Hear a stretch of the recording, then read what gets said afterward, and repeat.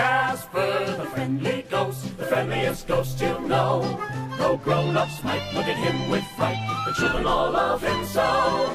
He always says hello, and he's really glad to meet you. Hello. Wherever he may go, he's kind to every living creature. Grown-ups don't understand why children love him the most, but kids all know that he loves them so. Casper the friendly ghost. Get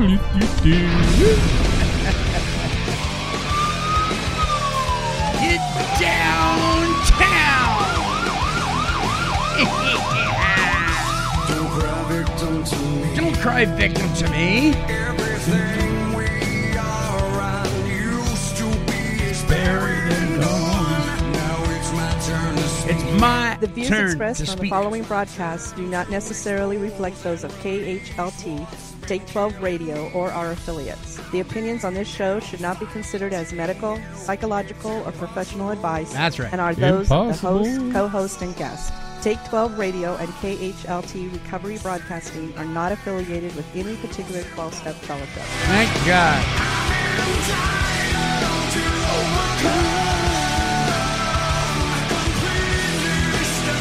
And now, Welcome to Entitled to Overcome, exploring solutions for life today. A presentation of Take 12 Recovery Radio. And now, here are your co-hosts, Dave Fleming and the Monty'man.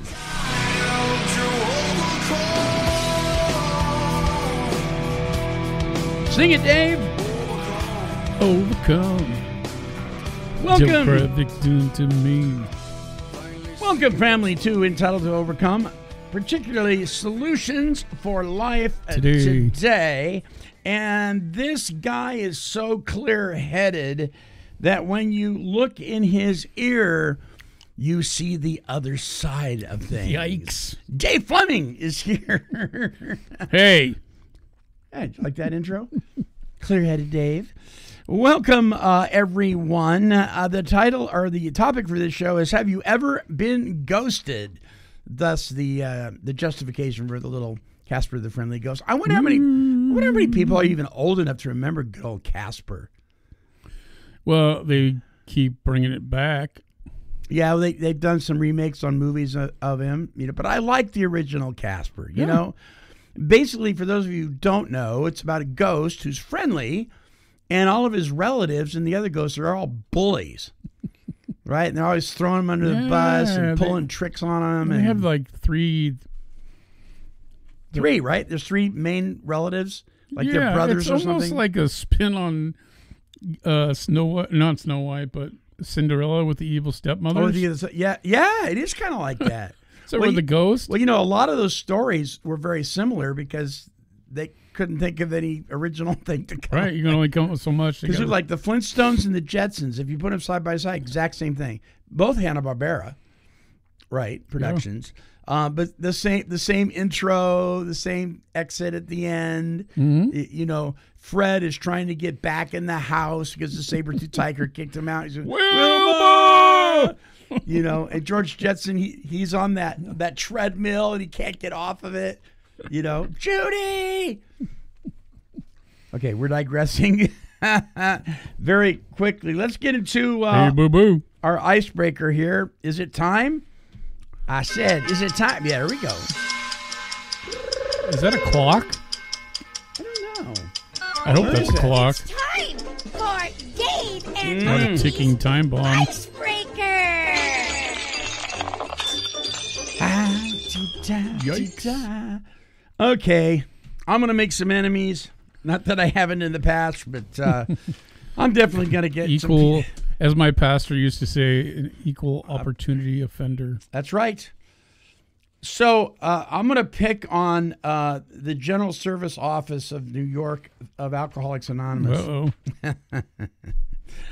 Uh-oh. So the AA preamble, in most cases, what you will hear is, and I'm quoting this, Alcoholics Anonymous is a fellowship of men and women who share their experience, strength, and hope with each other that they may solve their common problem and help others to recover from alcoholism. Hear it every meeting. It's called the preamble, right? Mm-hmm. Now, it goes on to read, the only requirement for membership is the desire to stop drinking. There are no dues or fees for AA membership. We're self-supporting through our own contributions. AA is not allied with any sect, denomination, politics, organization, or institution. Does not wish to engage in any controversy, neither endorses nor opposes any causes. So I was unaware of this, but I heard it at a convention I was at last weekend. So I looked it up. At the 71st General Service Conference in 2021, after a series of votes, a final advisory action requested that the preamble revision placing the words men and women with the word people. You know where I'm going with this, right? Jeez. Be presented to the General Service Board for approval as the new revised AA preamble. Now, I don't know this is a battle I want to fight. I don't have a problem with the word people. That's not my problem. But yeah, because kids are people, right? Sure. And it must have passed because on the official AA website, that's aa.org, it says this is the official website of the General Service Office of Alcoholics Anonymous. What is AA? This is right on the first page. Alcoholics Anonymous is a fellowship of people who come together to solve their drinking problem. So it must have passed because it's on the official website, right? So I'm reading all this stuff, and I'm reminded that in the second paragraph of the preamble, right, it says that we are not allied with any politics. We don't wish to engage in any controversy. We don't oppose any causes. So we don't engage in opposing causes. So when this woman read the preamble, this is Alcoholics Anonymous is a fellowship of people, and she emphasized that. Of people, just like that, right? She wanted to drive it home. She then engaged in a political stance, and she was asking people to join her in her cause, and it certainly was a controversial thing to do. So in reading the preamble and changing it and then turning around and saying we don't do that, they just did that. Right. Yep. Or they're also in various, many movies now. Well, and here's the thing. Okay, so, because of this whole general gender thing, right? Do what you want. I just don't want to have to pay for it. But here's the thing. So what and because I know a person, I actually know this woman who identified as a cat for several weeks. And she's in AA. She's not a people then. She's not a people now. So what, we're going to have to change it again, that we're a fellowship of living creatures? What if somebody identifies as dead? I mean, if you go by this logic, which is nothing logical well, they about just it, cracked the door open is what they did. They did. Okay, now so whoever's on the board now is willing to go down that road. I got some pretty strong opinions when it comes to the New York office, but it's like my good friend and co-host Chris S. says, but we don't judge, do we, Monty? That's all right. They got enough of their own problems now. Lord have mercy. But all the homeless I just think it's interesting. Moving in. I just think it's interesting how we have a tendency, and I'm not just A, but people in general have a tendency to say one thing and in the same sentence totally contradict themselves. I've done it. And been called on it and went, wow, I didn't even know I did that. Right. But that's a total contradiction. You now have engaged in politics. You now have engaged in controversy, and you are now pushing a cause. Well, and I think it all boils down, I hate to say this, but it's a fear, right? There's fear, some kind of fear going on, whether they're going to we better comply or lose else. money, or they're going to lose backing, or lose membership, which tends to amounts to money and keeps the wheels rolling, right? Because it costs money to do things in this world right now. Sure. So certainly, and also, people are. It seems like it's all about power and fear and politics these days. They don't. So they're, like you said, talking out both sides of their mouth, Right. saying one thing and then saying the opposite. Yeah. Because they want everyone to like them. They don't want to offend anybody. Yeah. And for in the name of unity, we become divided. Right. You know, it's like, was it Shakespeare said, I think he protests too much. You know, very true. Because, I mean, what's next? Like, there it is. There it is. So anyway, on a totally different note, let's move on from there now What else that you got over there? I've thoroughly ticked off a couple of people. If you get ticked off when you listen to this show, it's just God's way of saying connect with your sponsor more often. Right. So I wanted to touch on a subject that was talked about on one of our shows here at Take 12 Radio. I think it was this one during an icebreaker where we talked about people who intentionally harm themselves in order to become disabled so they can be part of the disabled community. Remember the guy that gouged his eyes out? Now he wants to be blind. The lady. That is just an example of desperation and fear. And somebody else, they had their leg amputated, or they amputated their own leg, because they wanted to only have one leg. So get your hand caught in a table saw or something. So one of our listeners, who we're actually going to hear a song that she wrote at the end of this show. Her name's Chrissy, and her friend Tony wrote this song called "Searching for an Angel" is the name of the song. So we're going to hear that at the close of the show. Well, anyway, she brought to my attention something that I didn't even think about.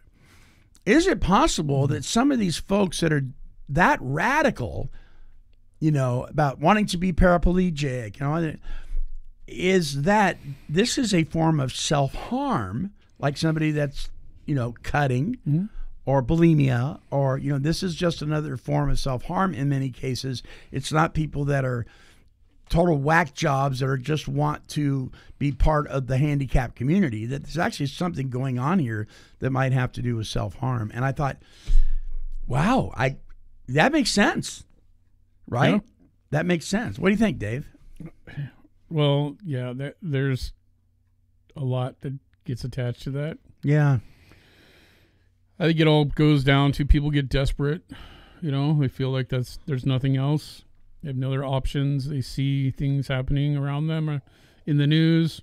Person slips and falls in the grocery store, and they sue the grocery store, and now they've got all this money, right? Yeah. Because sometimes people think, not always, right? There are exceptions, but a lot of the times people think that money is going to solve their problem. Sure. And they're real, real desperate, and everything looks really, really dark. Yeah. I mean, if you're, homeless, or if you lost your job, or your spouse died, or something there's... And if you're self-harming anyway... Right. What's the next you might take it to the next level. Yeah. Desperation. You said it. It's in desperation. Well, I mean, and sometimes people are, they think logically about these things. Yeah. Right? And so sometimes it's not even... there's some sign of self-harm, right? Whether it could be anything, right? And maybe not cutting is the thing, because if there's a history of cutting, then, when something happens and they lose a limb, trying to get some attention or money, right? Right. It's all usually based on some kind of financial issue. They may not get it because it turns out that everything ends up being there's a history, and somebody saw you that you didn't think was seeing you, and now you're denied because you did this to yourself. Now you're back where you started, except now you're sitting on the corner in a wheelchair with a sign saying, "Please help me." Oh man, I'm a normie when it comes to the self-harm thing. I don't understand it like people that have gone through that. I mean, obviously, I did a lot of self-harm, but not in the context of what we're talking about. Well, you're talking about when you're talking about self-harm, you're talking about like cutting or injuring yourself in some way. Yeah, right? are going on hunger strikes. Well, think about it. There's people that will stay in jobs that get abused every day, right? Mm-hmm. That's a form of self-harm. Why would you put yourself into that? Or I'm going to drink or use. Because there's a payoff, right? Some kind of payoff. Everywhere is a payoff. Even if that one person, if that person that, is your person that traumatizes you, one time apologizes and says something nice or they're proud of you. But then the next week they go back into the old Same routine. old thing. Yeah. Right? Or in a relationship. I've been in that road before. Right? Or in a relationship. I didn't want to say any names, but or in a relationship, right? Where it's just this constant, like things are going well, then, a person cheats or they're, whatever, abusive. Yeah. Right? And then they apologize and they stay in. It's this another form of self-harm. You traumatize. But you think that what's the alternative? The alternative is I have to try to figure things out on my own, and I might have to get a alone. Job. I have to go through this, jump through these hoops, and that appears to be more painful than the pain I'm experiencing. Right, because I know how to handle the chaos and mayhem that I'm experiencing. I can smile and do whatever to make this person happy, and then it goes away at least for a little while. For a little while, yeah. Right, so I know what to do, and I know what the reaction is going to be. It's like being in an abusive marriage. That's what I'm talking about. Yeah. That's another form of self-harm. Wow, that's a whole other. We could do a whole other show on that. We should get some self-harm experts on here. God, that's good stuff. All right, so there's the icebreaker. We're going to take a short break, and we'll be right back with the topic.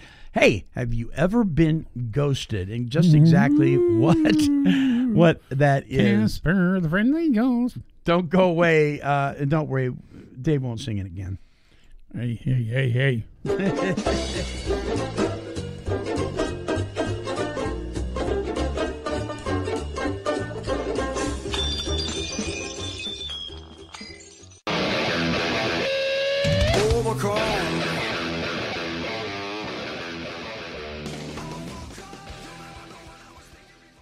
Hey, you! Yeah, you! Summer's coming, and with it comes Recovery in the Park.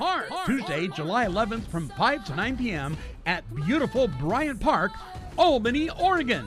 Live music, community resource fair, giveaways, a special designated area for the kiddos, cardboard testimonies, and a free barbecue dinner. Come rub shoulders with the Albany recovery community at this free event. Recovery in the Park. Mark your calendars for Tuesday, July 11th.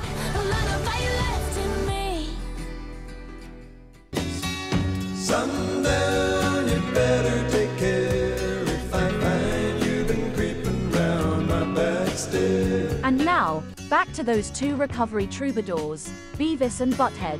Mm-hmm. Oh, sorry. I meant Dave and the Monty'man. Hey, a little Gordon Lightfoot there. We lost Gordon last week. Gordon Lightfoot passed away. And gosh, what a great musician. What a great storyteller that he was.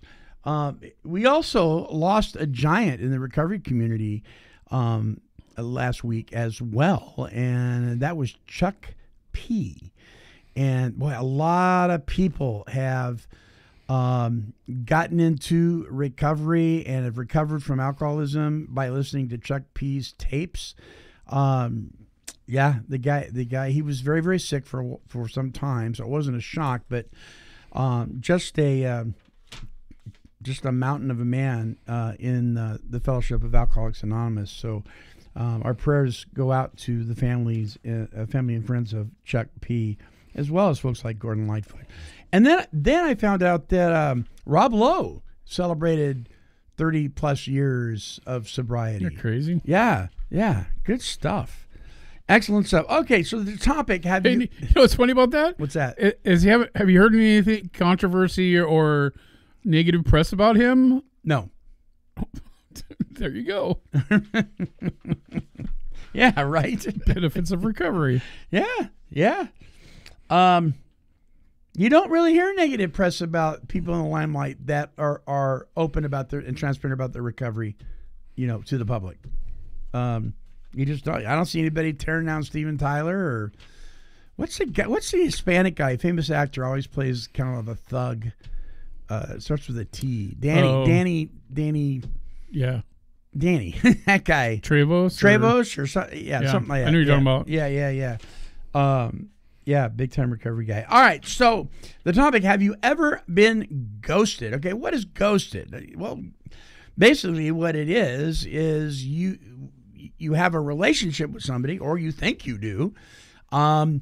That seems to be more than just an acquaintance, and there's some value in that relationship, and it's been going on for a while, and unbeknownst to you, they stop responding to your texts, to your phone calls, to your letters, or they avoid you at events or places where you used to, maybe it was church or synagogue or AA meetings or whatever, and they see your car there and they go somewhere else, but you find out that as far as your relationship with them goes, they've turned their back and walked away from it.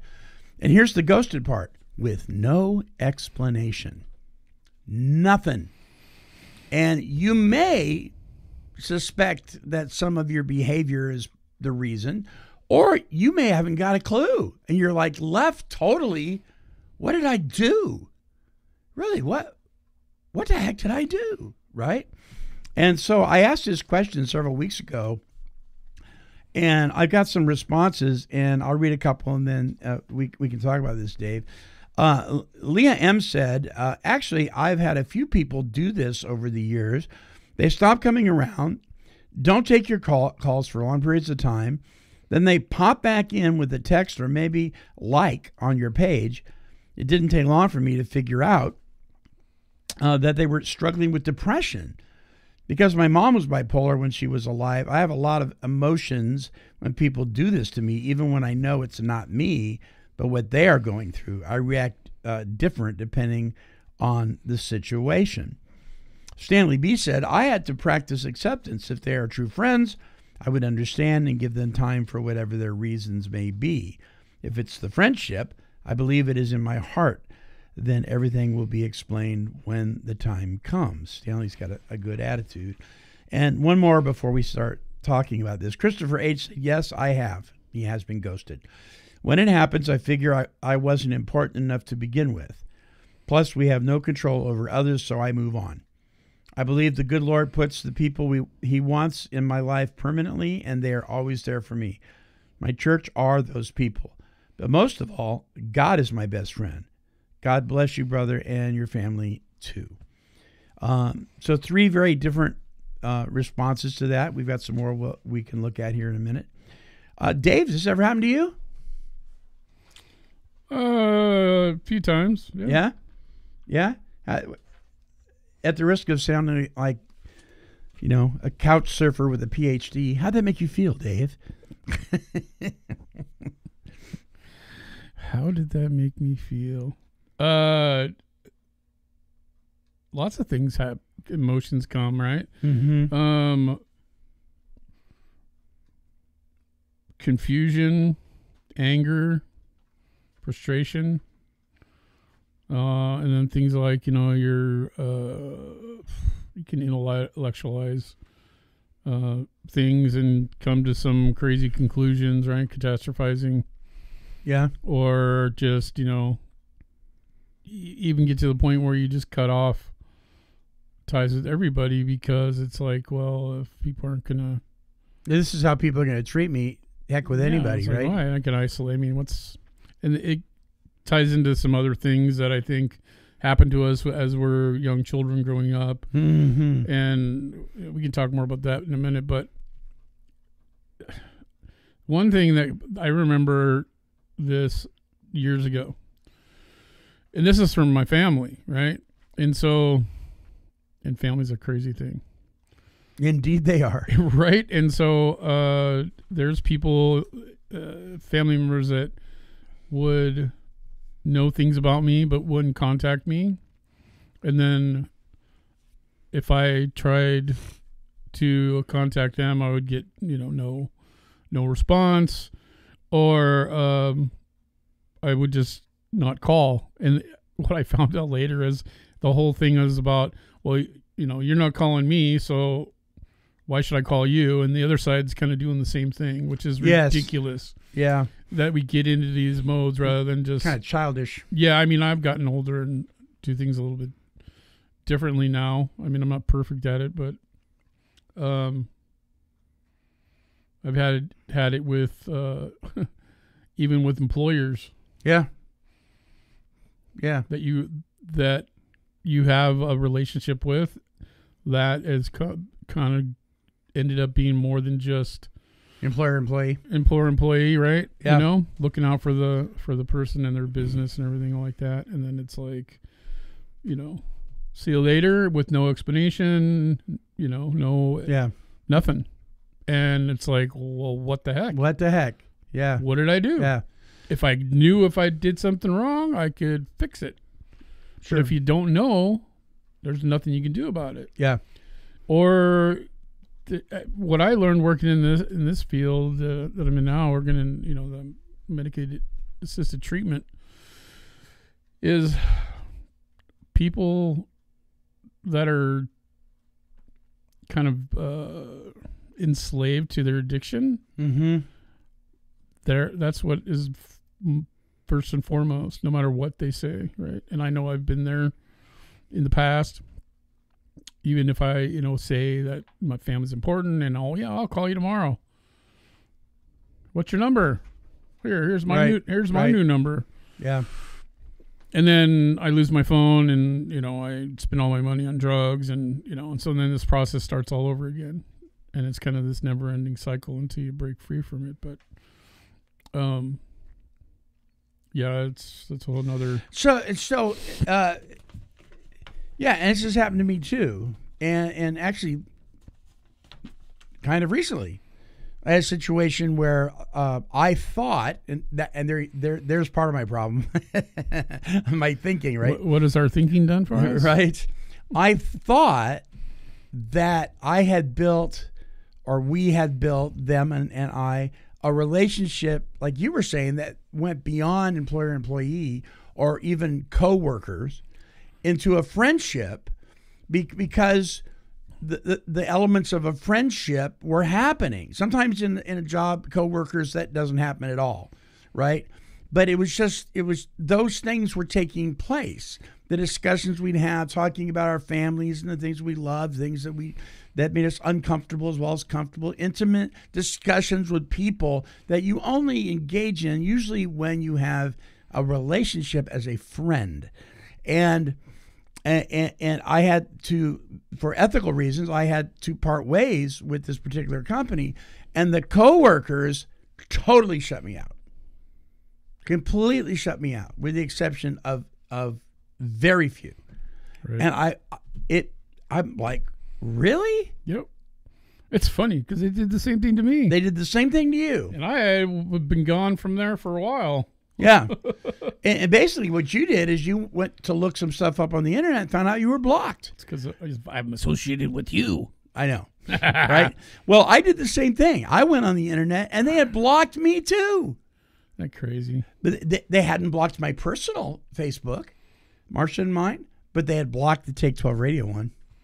Interesting. And I thought, what a narcissistic chicken poo-poo thing to do. Is that Christian behavior? It shouldn't be. The answer is no. Where's my... Absolutely where's not. My poo-poo? But this is something that I'm finding that is more common than I even dreamed of in talking with people. Kathy G says 2 times this happened to her. The first time, I told a friend about a sin I had done 20 years ago, and she immediately stopped talking to me.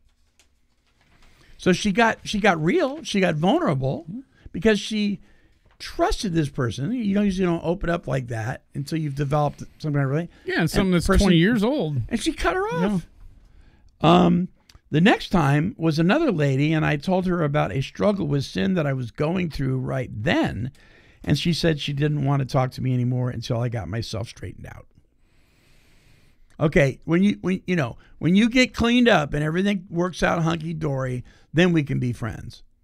And she cut her off. I have never, she put in capital letters, been perfect, so I don't worry too much about losing their friendship. But it sure made me cautious about my other friends for a few years. Kind of what you were saying. You kind of go, well, then why should I even engage people? They're just going to leave.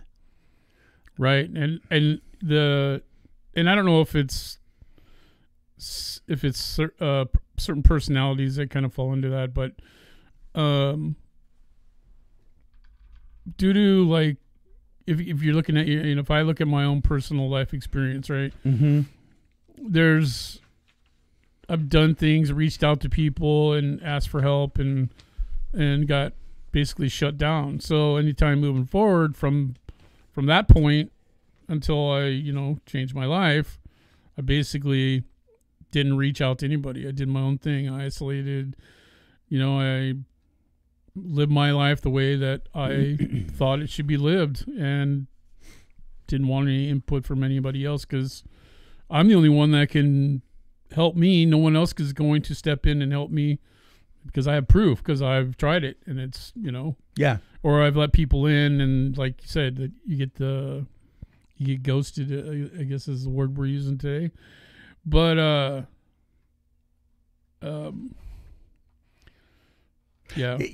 And so I understand that people get busy. I get that. And when you're used to seeing somebody every day, especially if it's a work situation, right, you're seeing them every day and all of a sudden you don't because you've retired or you've quit or maybe, unfortunately, you got terminated or whatever the case may be. I understand it kind of, especially if you're a person that has a tendency to take their friendships seriously and it's important to them. Well, work and friendship is supposed to be separate, right? Right. So you kind of go, your spirit kind of goes into shock because they're gone now. And then you kind of, and this is where expectations come in. You sort of expect that, yeah, well, when the dust settles, we'll be buddies again and everything will be. But then a year goes by and nothing, and you realize, nope, they're not interested, and so then you're left with plugging into a spiritual decision that based on your recovery. And what are you going to do with that? Are you going to let that turn you bitter? Or are you going to move on? Well, I like what Kathy G says at the end there, right? Mm-hmm. Or is it got myself straight now? Okay, I'll never be perfect, so I don't worry too much about losing their friendship, but it sure made me cautious about other friends for a few years. So that makes you cautious when you're moving forward or when you're getting in any relationship. And I think that applies to anybody. That's okay to be cautious, isn't it? Yeah.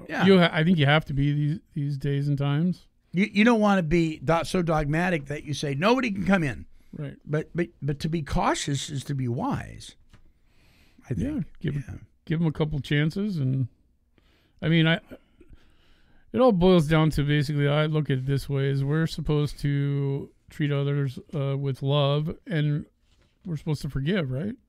Right. And so sometimes we have to go back to thinking about that. Yeah. As, what we're called to do. And so Saul T says, and I love this, he says, well, in recovery, there are times I have to give that person back to God. Pray for that person to have healing and comfort. In everyday life, family and friends, same principle before personalities. Grieving is a process that comes in many forms. I was taught to let people be who they are. Now I've been known to vent on social media or to a sponsor or to a spiritual advisor about persons I feel who wronged about or abandoned issues, temptations to play the victim, argues metrodome exists. That's wrong. I'm not perfect. When I focus on God's will for that person, my motives for being hurt are removed. In time, I stop making it all about my hurt, my emotional pain, my losses. If it's a natural occurrence thing where gradually I just lose touch with lifelong friends, it's a different scenario, less painful. Anyway, I look at it, God's will always be done. Just got to fight to take my inventory and not the other person's. Pray for their happiness and contentment. That's how I'm supposed to handle it. Again, I'm not perfect. That's just what I'm taught. And I strive to be that way. Abandonment, grieving issues are not easy for any personality. All the best. Wow, that's really good. If I could do what he's saying a little better than I do, I would be doing a little better than I am when it comes to this issue. Because to me, and I think this stems what you said back to some childhood stuff. Right, I was adopted when I was 3. I was taught that I had been abandoned. I was told that. Mm-hmm. I don't know if that's true. I have, you know what I mean? But Right. that was what was in my head. So when And that could have just been the bias from the people that it could have been, adopted you. it could have been. But growing up believing that, right. So then it becomes a kind of a tender spot when people, aren't responding and picking up the phone or the text and they just vanish on you. It's another abandonment issue. Yep. My head says, even if it's not. Right. My head goes there. Sometimes then we react with anger. Yeah. And we start venting, and sometimes on social media maybe, and then find out that that person had an illness. Yeah, and they've been in the hospital. They've been in the hospital for months, and and bedridden, and whatever. So change their number, whatever you want to add to the scenario. That people, I mean, there's stuff that happens. I look at the world totally different than I did 20 years ago. Mm-hmm.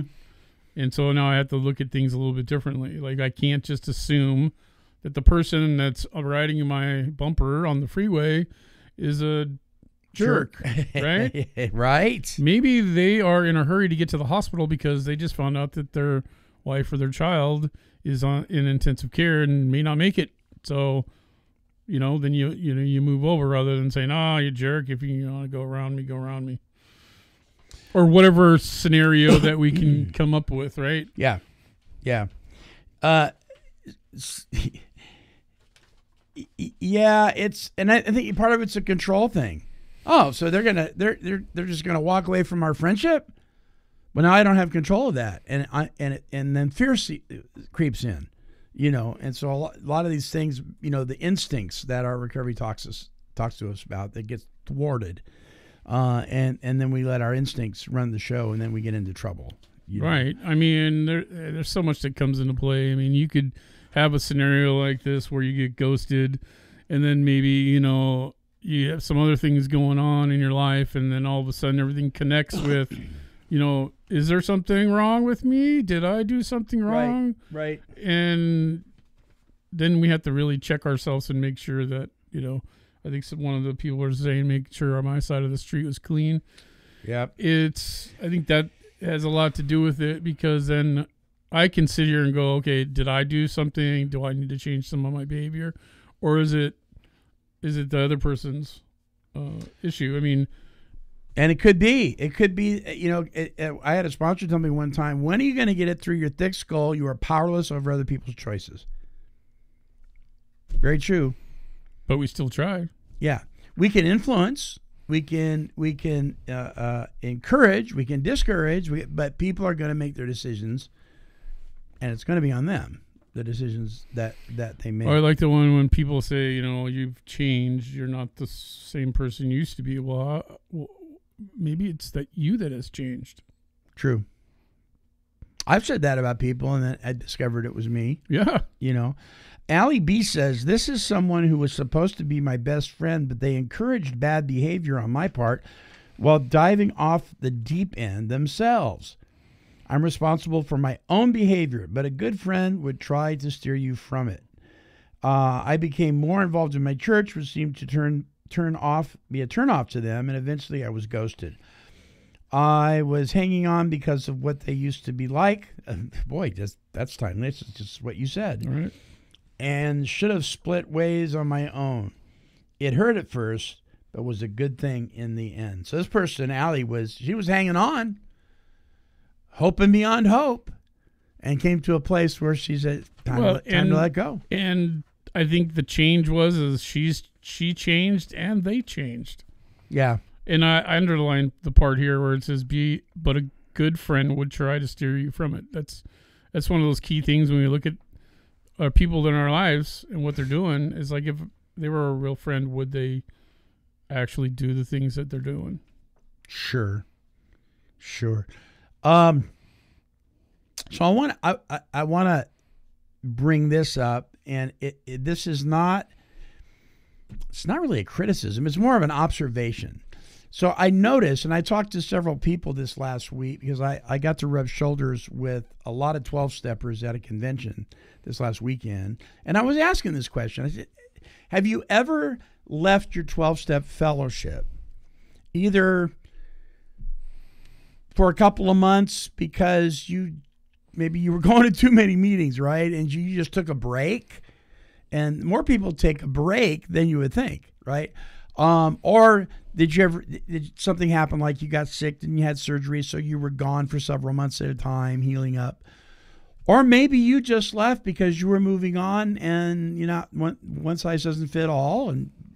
But before the move, you had made some close relationships in that home group.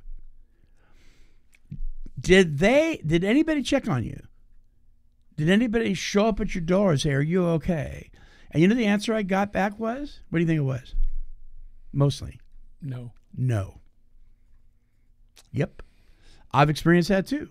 Even as being a member of a toxic home group, and mostly I was active members in ones that were healthy home groups. But even the healthy ones, when you separate yourself from them, the tendency I'm finding is the people in there, they're not going to come looking for you. And what good is that old phone list for? But right? Isn't that kind of on me though to pick up that phone? If you're able. I mean, here's the thing. If I'm going to go like have some medical procedure done or something, I'm going to take a break, right? Right. I'm going to let people know. Look. Yeah, this is what's going on. Going in for right? hip replacement, and I'll be gone for 2 months. Right. Yeah. If I don't show up back in 2 months, give me a call, or if you want, come over and have coffee while I'm recuperating or something. Right. Here's my number. Now again, we have to remember, if we're working a good program, we can't change anybody. We can't have expectations of anybody else. Right. But if we're cultivating our relationships, I believe that there's going to be at least a few that are going to reach out and see how you're doing. I mean, I have some people that I, met through recovery and through my church that I still am in contact, and there's probably a handful of them, like literally on a daily or weekly basis. I, chat with them either on Facebook or, Messenger or something like that. But sure, and the people in my home group, we always talk to each other, right? And we always did. We went and did things on the weekends. So everybody kind of knew mostly about everybody else that was in that small group. There's only probably about 5 of us, but in that particular meeting. And people would say, well, people have their own stuff. People are busy. I get that. I just think it's an interesting observation. I notice this in church too. Well, I think that's more of another. I think that's just another excuse, because, I mean, I'm guilty of it too. Is I can say I'm busy, and then when I'm not busy, I don't want to do anything. I just want to vegetate. I've been there. Read or watch TV or whatever, something to distract my brain from everything else I've been doing all week. I don't want to sit down and have more conversations necessarily. Right. Or if you're going to have that conversation with that one person, it's going to be an hour. Oh yeah. I know people like that. I'm like, okay, I'm going to dedicate myself this time to this because I know it's going to happen. Or there's no way I can do this for an hour with this guy. I think my observation though, I think when you have fellowships, whether it's church or synagogue or mosque or whatever it is, AA, NA, whatever, and especially if it's a large group of people, somebody in there has got to notice when somebody's been going there for 15 years stops going. Right. Somebody should be picking up the phone, you would think. But I've seen this happen in church. So let me read this real quick. Sure. This is a scripture verse. It's the parable of the lost sheep. It's in Luke 15. It says, suppose one of you has 100 sheep and loses one of them. Doesn't he leave the 99 in the open country and go after the lost sheep until he finds it? And when he finds it, he joyfully puts it on his shoulders and goes home. Then he calls his friends and neighbors together and says, rejoice with me, I have found my lost sheep.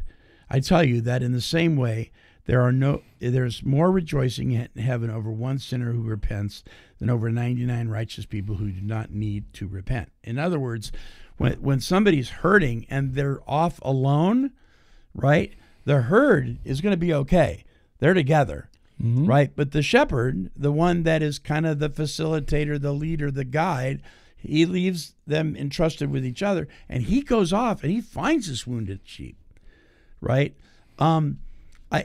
Or lost. Our lost sheep, and it could be for a number of reasons, but I don't see that happening. I've been in just about every church I've ever attended on a regular basis. People have left, and people don't go find out what's wrong with them, including myself. I haven't done it. Well, why don't you call them and find out? You know what? I've been guilty of it too. Yeah. And I see it happen in meetings. Well, so-and-so isn't. And then, it's assumed because he hasn't been there for 3 weeks. He's using. Yep. And that may not be the case at all. It's funny how rumors can get started, and they just kind of take off on a life of themselves on their own, Right. It's crazy. Right. Let's see.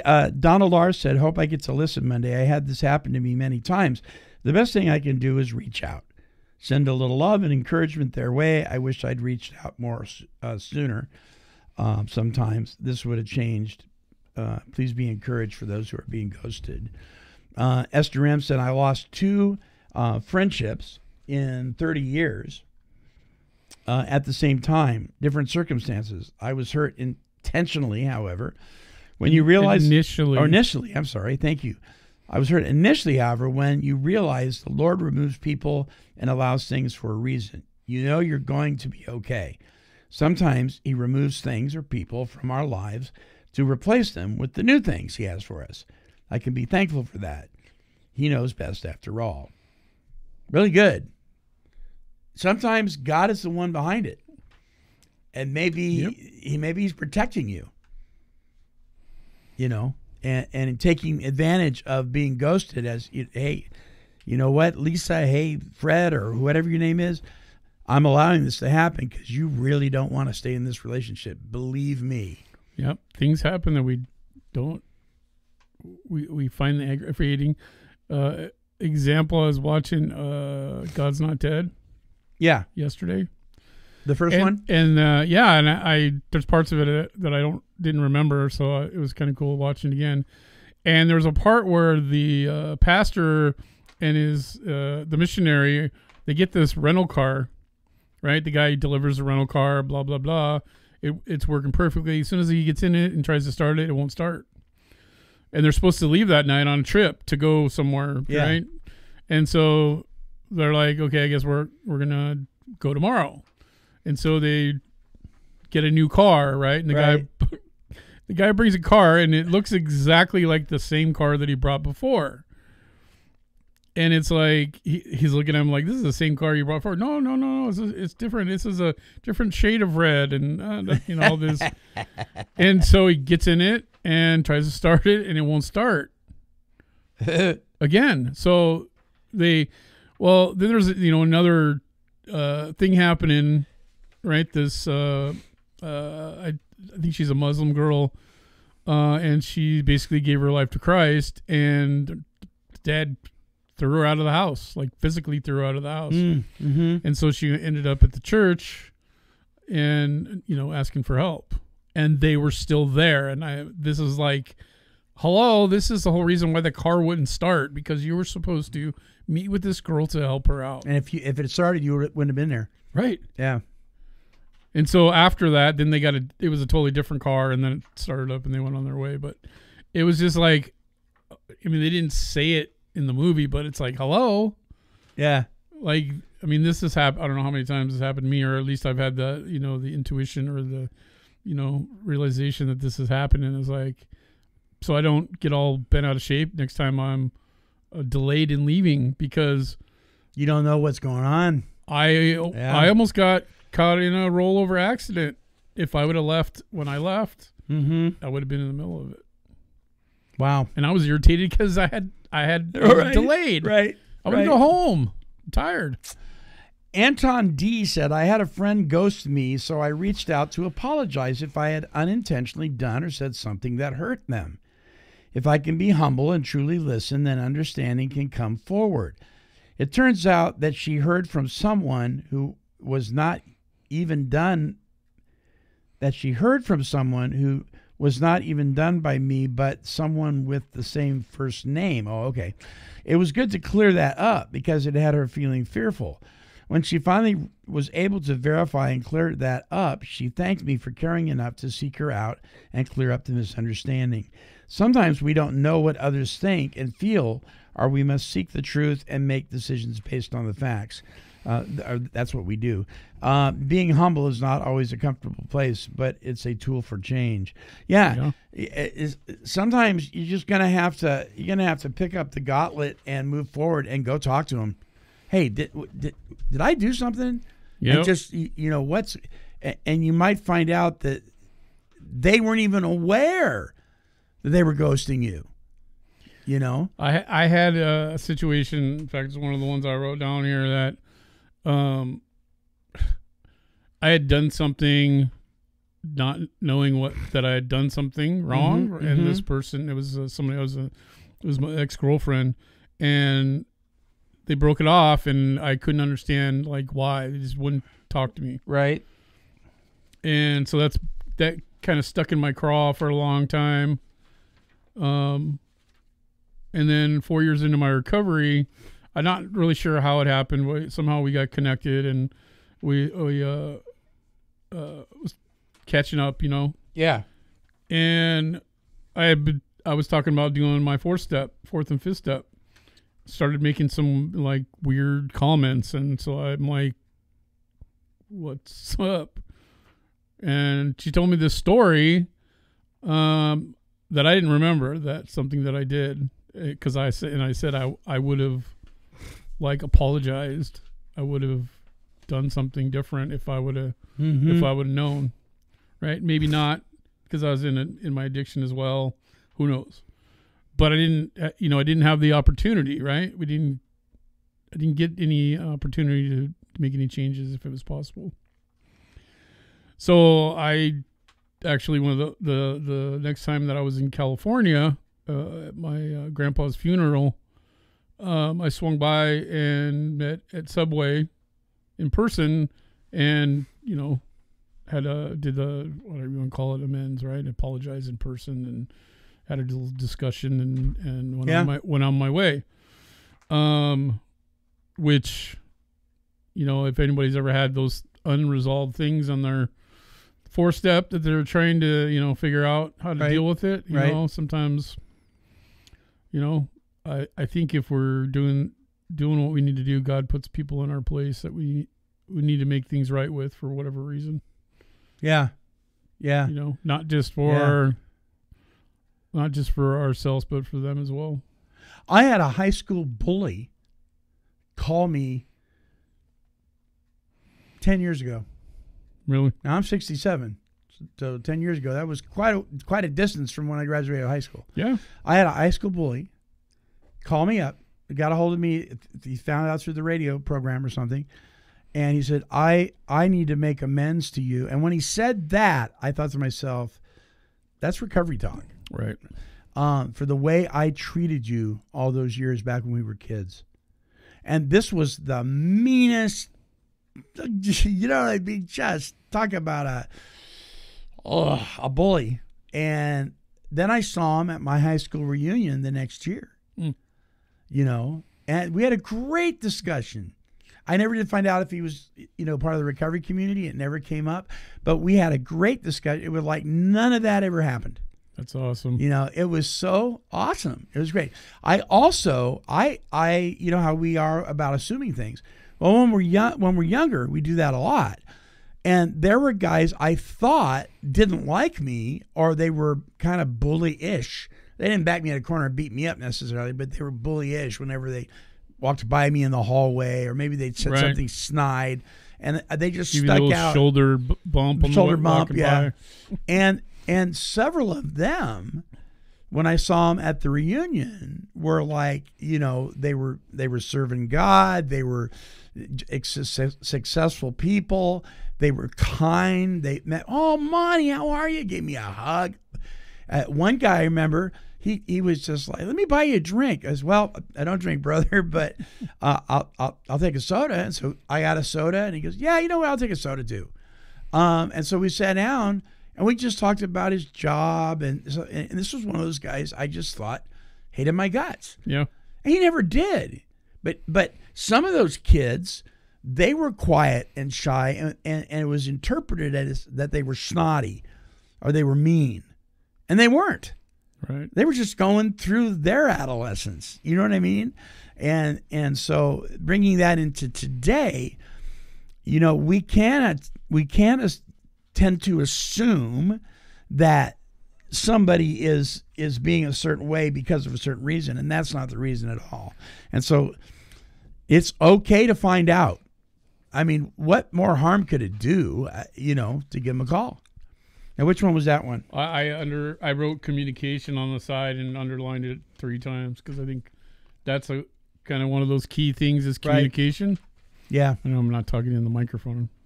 But yeah, I wrote communication on the side. Anton, the little story there. Oh, yeah. And because that's what it made me think about that. Like, looking at like, what else did I write down here? Origins, beliefs, communication, life experience. Right? I think that the whole communication thing is highly underrated. Highly underrated because it's taken for granted, right? Yeah. We know how to talk. That's communication, so we're good to go. Well, Dave, I'll tell you, I think we're living, not that we haven't always, but we're living in a world today where when it comes to things that you and I grew up with, people don't care. A lot of people don't care. But why don't they care? Well, and that's a good question. You kind of have to look at that. I mean, I've had people that have just walked. We use at the house. We use our back door mostly. It's just one of those things that we've done for years. It's kind of an intimate thing. People that know us know they can come through our back door. Our kids, they don't knock. They're grown and married. They'll poke their head and, hey, Mom, Dad, you home? And they'll walk in the door. But I've had people in my life who didn't know me well just walk in the door. Wow. And I'm like, really? And I'm like, no knocky or, anybody home? Just walk in the door. And little things like that, a lot of people just aren't raised, Like, you know what? The last time I saw somebody open the door for their wife was when I did it. I never see that anymore. People going to the grocery store. I used to see it all the time. It's like unless we're driving in my wife's car, I can't do that. Yeah. Because my key fob doesn't work. Oh, right. So I only have a lock on my side. That's the only lock on the car. Gotcha. Which is crazy. I don't know how they came up with that. But so I have to go and unlock my door, right? Yeah.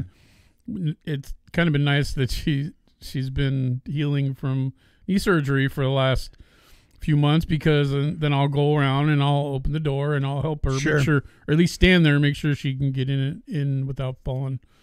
But yeah, that's always been one of those things that I always do is. Last time I was at the airport. I was watching. Airports are a great place to do people watching. Yep. I'm watching these men with their wives or girlfriends, and it's not like they're late to the plane. They're walking at a pretty good clip, but they're not running, right?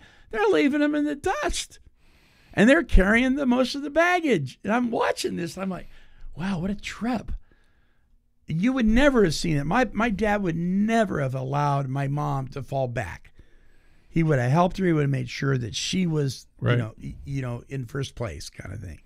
So, I mean, we live in a world where people, it's not that they just don't care.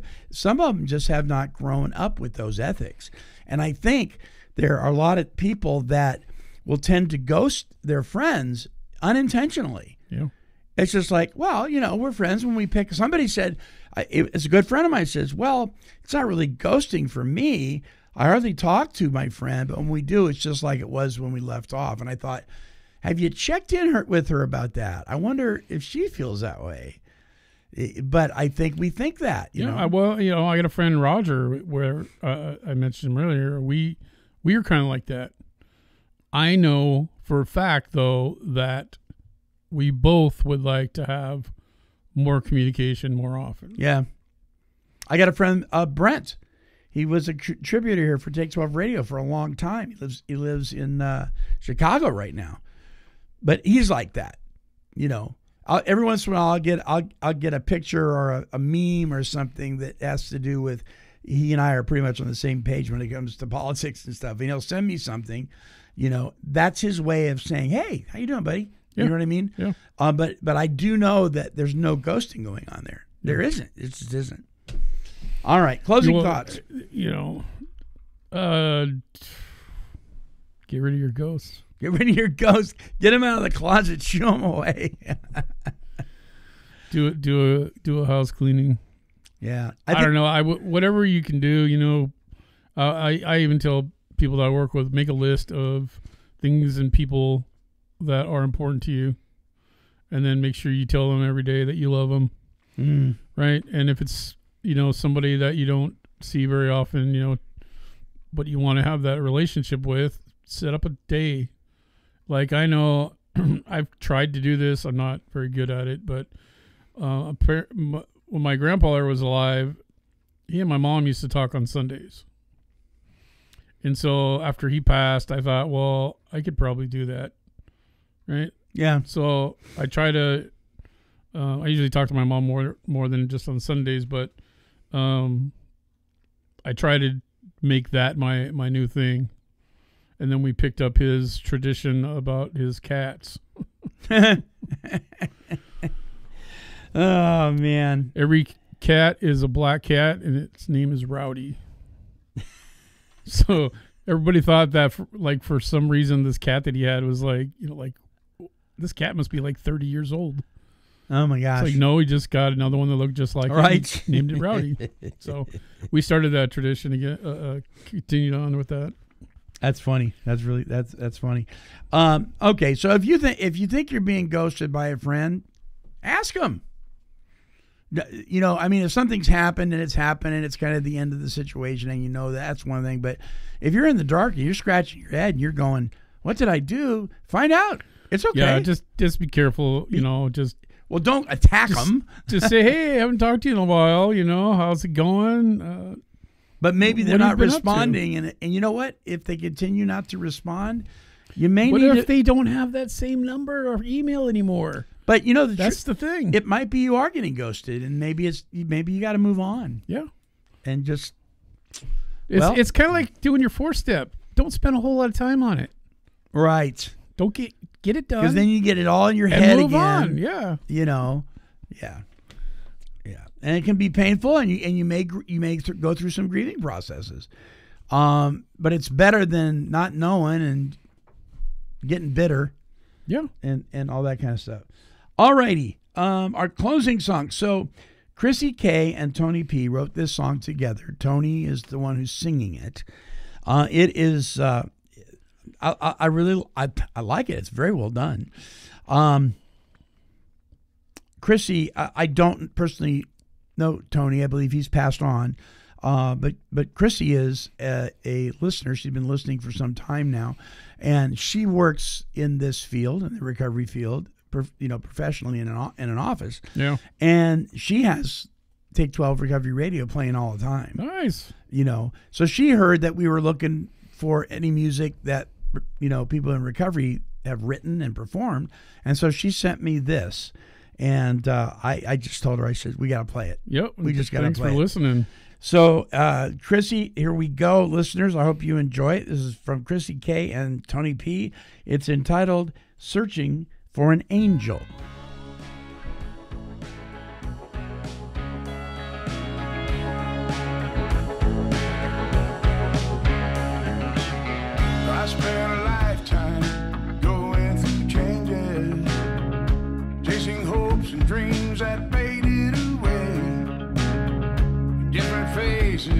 those same old places.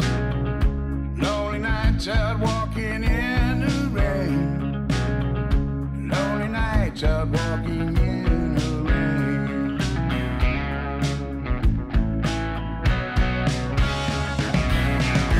I was searching for an angel, Mr. Lady of my dreams. I know she'll be there when I close my eyes and teach this lonely heart what real love means. Searching for an angel.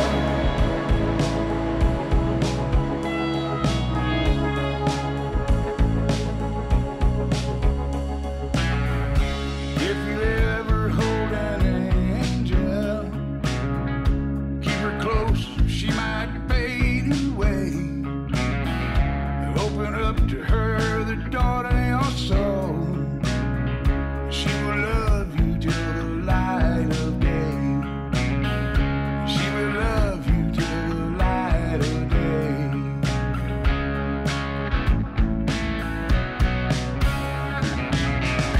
I was searching for an angel, Mr. Lady of my dreams.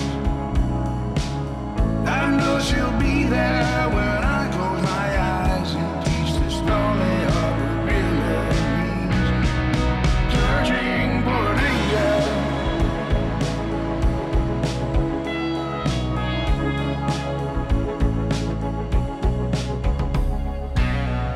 Have you ever held an angel? One who came to you from up above. When she kisses you, you know that it's real. And you know that you're in love.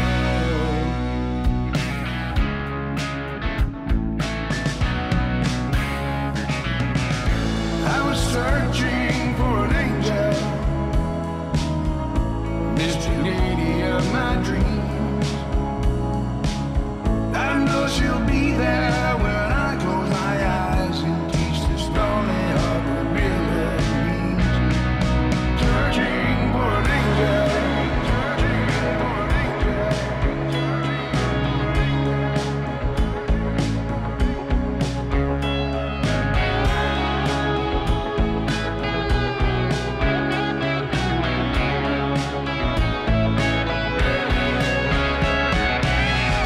I was searching for an angel, Mr. Lady of my dreams. I know she'll be there when I close my eyes and teach this lonely heart what real love means. Searching for an angel. And there you have it, Chrissy and Tony's song, Searching for an Angel. Hey, listen, if you would like to listen and download just a plethora of recovery-focused music, visit our website at take12radio.com and click on the Recovery Music banner. All right, until our next broadcast, this is the Monty'man along with Dave Fleming and the rest of the Take 12 Recovery Radio family reminding you that because of God's great grace and love, you are entitled to overcome.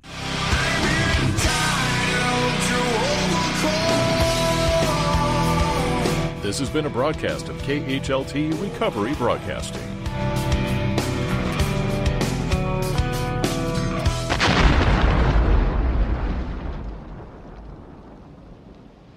Casper, the friendly ghost, the friendliest ghost you know.